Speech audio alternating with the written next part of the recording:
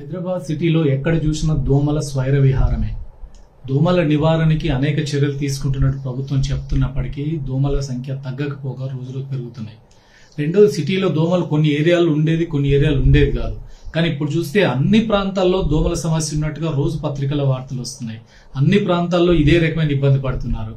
మరి దోమల నివారణ ఎందుకు జరగట్లేదు? దోమల విస్తరణ ఎందుకు జరుగుతుంది? నివారణ చర్యలు ఎందుకు తీసుకోలేకపోతున్నారు? ఇప్పుడు హైదరాబాద్ సిటీ ఒక గ్లోబల్ సిటీగా మారుతుంది. చాలా విశాలమైన నగరంగా మారుతుంది. మన ప్రపంచ నగరాలతో పోటీ పడతామని చెప్తున్నాం. కనీసం దోమల్ని నివారించలేకపోతున్నాం. ప్రపంచ నగరాలతో ఎలా పోటీ పడతాం? ఇక్కడ గ్లోబల్ సదస్సులు జరుగుతాయి, ఏఐ సదస్సులు జరుగుతాయి, కానీ దోమల్ని మాత్రం నివారించలేకపోతున్నాం.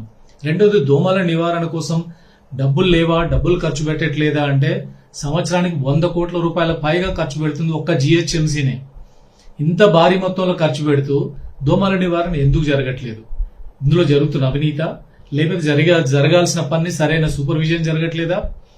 ఈ సమస్య పరిష్కారం ఎక్కడ మనకు కనపడుతున్న పరిస్థితి అంతుబట్టట్లేదు. వాస్తవంగా దోమలు వర్షాకాలం ఏమో వర్షాలకి ఆ దోమలు లార్వా కొట్టుకుపోతుంది కాబట్టి వర్షాకాలం సమస్య ఎక్కువ ఉండదు. కానీ ఎండాకాలం ఎప్పుడైనా సమస్య ఎక్కువగా ఉంటుంది. నీళ్లు అక్కడక్కడ నిలబడుతుంటాయి. నిలబడ్డ నీళ్లలో దోమలు గుడ్లు పెడతాయి. అది లార్వాగా మారుతుంది. అవి దోమల ఉత్పత్తి పెద్ద ఎత్తున పెరుగుతున్న పరిస్థితి. ఎండాకాలం ప్రత్యేకంగా ఈ యాంటీ లార్వల్ యాక్టివిటీ జరగాలి, దోమల నివారణ జరగాలి. ఈ మలేరియా వింగ్ అనేది బాగా యాక్టివ్ గా పనిచేయాలి. ఆ రకంగా యూనిట్లను యాక్టివైజ్ కూడా చేస్తారు.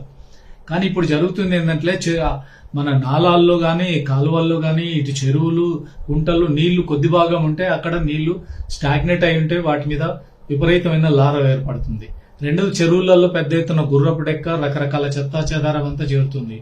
ఎక్కడైతే తేమ ఉంటుందో అక్కడ దోమలు లార్వా గుడ్లు పెట్టడం, లార్వాగా మారడం ఇవన్నీ చూస్తుంటాం. మరి ఇవి ఈ చెరువుల్ని, ఈ నాలాలు, ఈ డ్రైనేజీలు, ఈ చెత్త కుప్పలు ఎక్కడెక్కడైతే నీళ్లు స్టాగ్నేట్ అవుతున్నాయో అట్లాంటి ప్రాంతాల్లో ఈ రకమైన యాంటీ లార్వా యాక్టివిటీ, దోమల యాక్టివిటీ జరగాలి. కానీ అది తగినంత జరిగి ఉంటే ఈ రకమైన పరిస్థితి ఎందుకు వచ్చేది? ఈ యంత్రాంగం సక్రమంగా పనిచేయట్లేదని చాలా స్పష్టంగా కనపడుతుంది. ముఖ్యమంత్రి గారు కూడా దోమల నివారణ మీద చర్యలు తీసుకుంటున్నాం అన్నారు. కానీ ఏం చర్యలు జరుగుతున్నాయి? ఎక్కడ మార్పు కనపడుతుంది? దోమలు గరుస్తున్నాయి. ఉదయం మనం ఇంటి బయట నిలబడే పరిస్థితి ఉండదు. ఇంటి లోపల రాత్రి పడకుండా అంటే నిరంతరం దోమల గోలే. పొద్దున్న లేచి చూస్తే దోమలు కరిచినట్టు మనకు స్పష్టంగా కనపడుతుంటది. రెండోది, హాస్పిటల్లో ఇటు చికెన్ గున్యా, అటు డెంగీ, మలేరియా, రకరకాల జ్వరాలు అనేక మంది హాస్పిటల్ చేరుతున్నారు. సమస్య ఇంత తీవ్రంగా ఉంది. హైదరాబాద్ సిటీలో 2000 పైగా ఫాగింగ్ మెషిన్స్ ఉన్నాయి. 2500 మంది సిబ్బంది మలేరియా విభాగంలో పనిచేస్తున్నారు. ఒక 5 సీనియర్ ఎంటమాలజిస్టులు ఉన్నారు. ఇంతమంది సిబ్బంది ఉన్న తర్వాత కూడా దోమల నివారణ చర్యలు ఎందుకు జరగట్లేదు? రెండవది, చెరువులు, కుంటలు, నాలాల్లో నిరంతరం రకరకాల యాక్టివిటీ చేయాలి. దోమల నివారణకి ఏమేమి చర్యలు తీసుకోవాలో ఈ యంత్రాంగం దగ్గర అంత అవగాహన ఉంది, ఎక్స్పీరియన్స్ ఉంది. అయినా పని జరగట్లేదు. చెరువులు, కుంటల్లో దోమల మీద కాకుండా దోమల లార్వా దశలోనే వాటిని అక్కడ నాశనం చేయాలి.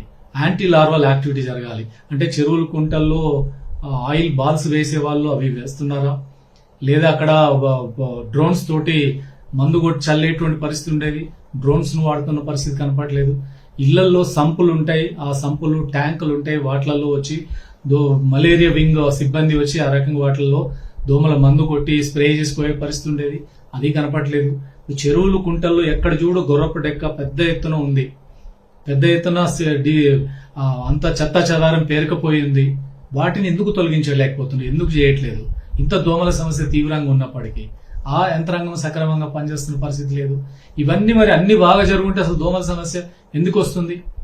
మల్కాజ్గిరి సర్కిల్లో ఫాగింగ్ మిషన్స్ ఒక సర్కిల్ పరిధిలో రోజుకి ఒక 84 లీటర్ల డీజిల్ వాడాల్సి ఉంటే 24 లీటర్ల డీజిల్ వాడారట. మిగతా 60 లీటర్ల డీజిల్ ని పెట్రోల్ బంకులకు అమ్ముకున్నారట. ఇది మొత్తం అందరూ వాటాలు పంచుకున్నారు. వాటాలు పంచుకోవడం గొడవ వచ్చి ఈ విషయాలు బయటకు వచ్చినాయి. డీజిల్ అమ్ముకుంటున్నారని అధికారులకు తెలిసి అందులో కెమికల్ కలిపి డీజిల్ సప్లై చేస్తే అసలు ఆ మెషిన్స్ వాడడం మానేశారట వాళ్ళు. అంటే అవినీతి ఏ స్థాయిలో ఉందో మనకు కనపడుతుంది. మరి అధికార యంత్రాంగం పై స్థాయిలో ఉన్న గెస్టెడ్ ఆఫీసర్లు, సూపర్వైజర్ ఆఫీసర్లు ఏం చేస్తున్నారు? ఈ రకమైన సమస్య హైదరాబాద్ సిటీలో పెరుగుతుంది. అందుకని నగరంలో ఈ దోమల నివారణ చర్యలు తీసుకోకపోతే ఆరోగ్య సమస్యలు తీవ్రంగా పెరిగే పరిస్థితి కనపడుతుంది. చిన్నపిల్లలు, పెద్దవాళ్ళు, అనేక రకాల ఇబ్బందులు పడే పరిస్థితి వస్తుంది. అందుకని ప్రభుత్వ యంత్రాంగం మేల్కోవాలి. దోమల నివారణ మీద సీరియస్ యాక్టివిటీ జరగాలి. పెద్ద ఎత్తున దోమల నివారణ చర్యలు జరగాలి. మొత్తం యంత్రాంగం అంతా దిగాలి. ఇప్పుడు 100 రోజుల ప్రణాళిక ప్రకటించారు. 100 రోజుల ప్రణాళిక హైదరాబాద్ లో మొట్టమొదట ఈ దోమల నివారణ మీద చర్యలు తీసుకోవాల్సినటువంటి అవసరం ఉంది.